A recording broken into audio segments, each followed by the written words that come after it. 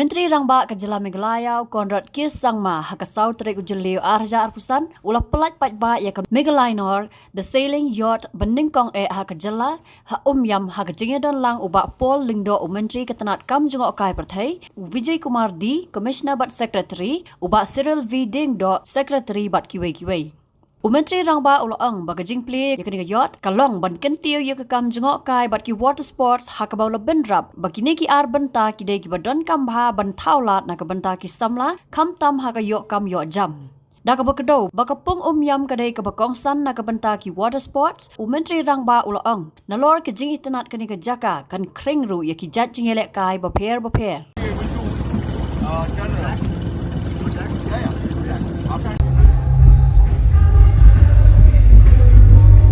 You guys enjoy. Yes.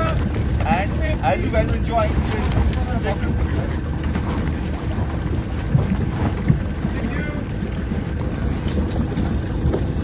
I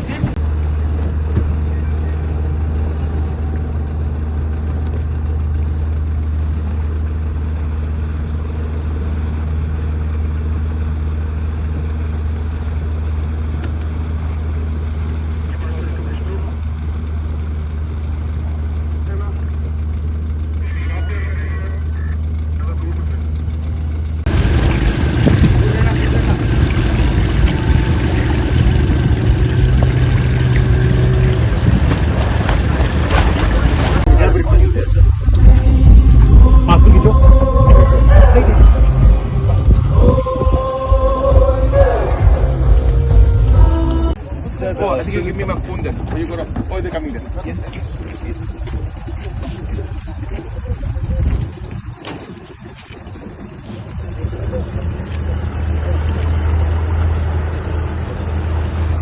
We also need to go, right? Meghalaya. So we are here at the launch of the Meghalaya. It's the first yacht to be commissioned here at Umīam, and this is in fact one of the initiatives by the tourism department to upscale the overall experience for the tourists who come to our state. It also has got elements of sailing in it, so therefore our youngsters and the youth also are very excited about it. And this is going to be part of the series of many other yachts and cruises that we plan to bring here to enrich the experience for the tourists who come from outside. So we're very happy, looking forward to it, and we're going to go towards the yacht. Thank you so much. Shall we sit? Yep.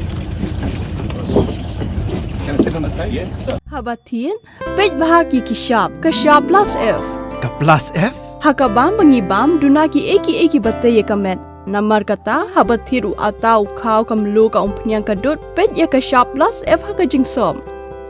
Yaki nutrient kumki vitamin bat ka ayan la icon diat bat ka bathau bha kam kata ika dur jingki marbam ka jing mat lani ka rukom shed yaki balehi banai kita kadon ka we ka jing mentoy ba kongsan ka kot ka khia ka nutrition ba khambha ka jing im ba khambha pendon kam daki marbam modon ka sharp plus F menta kasni Lawan Ra Shafi Lingba ko office jong Commissionerate of Food Safety Meghalaya